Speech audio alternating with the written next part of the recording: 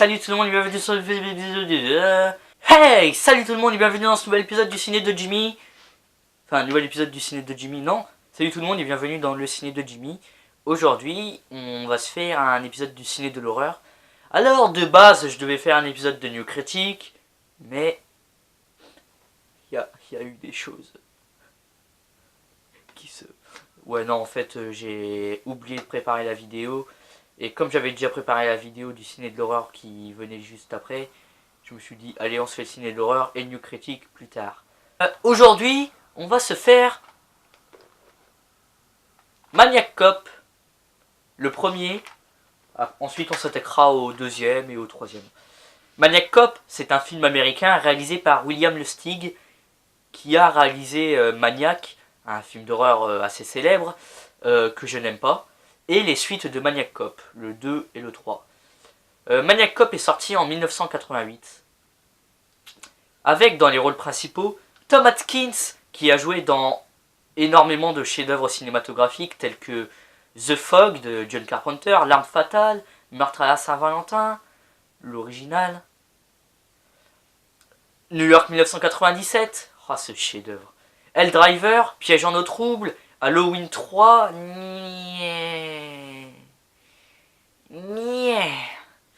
ou encore ce chef-d'œuvre qu'est Tarantula, Un cargo mortel. Nous avons également Bruce Campbell de la trilogie Evil Dead, que je n'aime pas trop, à part le 2 qui est un de mes films préférés. Et nous avons Robert Starr qui a également joué dans Tango et Cash. À New York, un tueur en série sème la panique, vêtu d'un uniforme de policier et d'une matraque épée. Il multiplie les meurtres, créant un climat de tension au sein des forces de l'ordre de la ville. Le lieutenant Frank McCrae mène son enquête, désirant attraper le responsable de cette psychose générale. Ouais. On est sur un scénario relativement très simple et très classique. En même temps, c'est un slasher et les slashers, ça n'a jamais été bon au niveau du scénario. Ouais, mais toi, t'es une exception, tu vois. Et t'es un chef-d'œuvre, c'est vrai. Le film se déroule surtout la nuit, ce qui a tendance à rendre certaines scènes assez confuses. Cordell apparaissant et disparaissant à volonté, invisible dans l'obscurité de la cité où il fut jadis un policier vivant, sévère mais juste, bien avant que le destin ne se retourne contre lui et le transforme en zombie à l'allure martiale condamné à errer. Le scénario, bien que très simple, a quand même des bons trucs comme le fait que ce soit un flic. Voilà, ça rajoute plus de paranoïa. Les dialogues sont assez corrects, et on notera une volonté de montrer des personnages relativement fragiles. Les personnages sont en aucun cas des héros, mais des humains avec leurs problèmes, leurs bons et mauvais côtés, toutefois sans réelle possibilité de s'identifier à l'un d'entre eux. A noter quand même que le héros, joué par Bruce Campbell, apparaît au bout de 20 minutes. 20 putain de minutes. Non, non et non.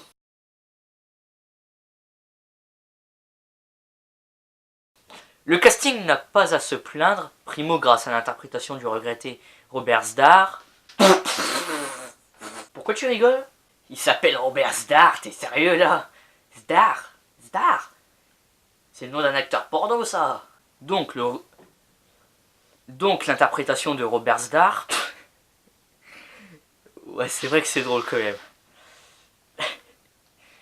Ah ça c'est cocasse.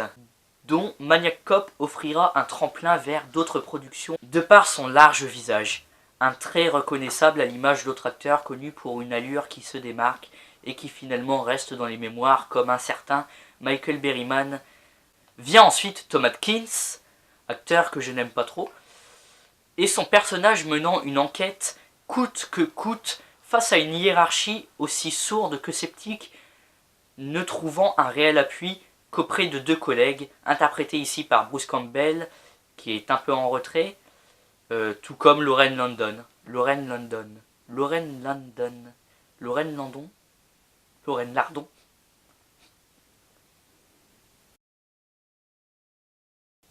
Également aux prises avec le terrible officier Cordell.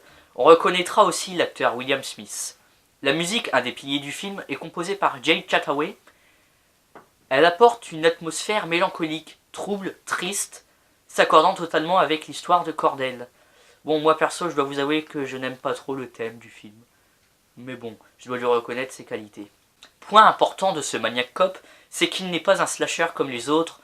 On est pris dans le drame vécu par le personnage principal et sa quête de vengeance, confinant la cruauté dont il a lui-même été victime. Ce qu'on peut voir à travers ses souvenirs, son esprit perdu, et en particulier un flashback brutal et symbole d'injustice, comme dans le remake de Freddy, les Griffes de la Nuit. Par exemple. Bon, moi je vais vous avouer, j'adore le remake de Freddy, les Griffes de la Nuit.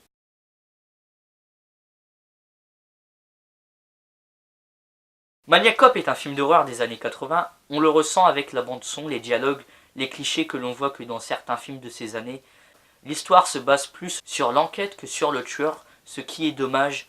Tueur qui fait penser à un Jason de Vendredi 13 ou à un Michael Myers de la saga Halloween, par sa grande force, sa taille et son invincibilité. Les meurtres sont peu intéressants, peu spectaculaires ou tout simplement dénués de gore car pour la plupart on ne voit rien, ce qui est dommage pour un slasher. Quand même, la base des slashers, quand même, avoir des meurtres inventifs et assez gore. Hein? Vendredi 13. Hein? Heureusement que t'as au moins les meurtres pour nous divertir. Donc pour finir, Maniac Cop est un long métrage qui mérite son titre de film d'horreur slasher culte. Il reste original ou presque et se distingue de plusieurs points, comme son atmosphère, ses interprétations, sa musique également. Voilà, sur ce, je vous dis à bientôt. N'hésitez pas à vous abonner à la chaîne, j'espère que vous avez apprécié la vidéo. Si c'est le cas, mettez un pouce bleu. N'hésitez pas à vous abonner à la chaîne, partagez les vidéos, rejoignez la page Facebook pour être au courant des nouvelles sorties. Je vous dis salut et à la prochaine.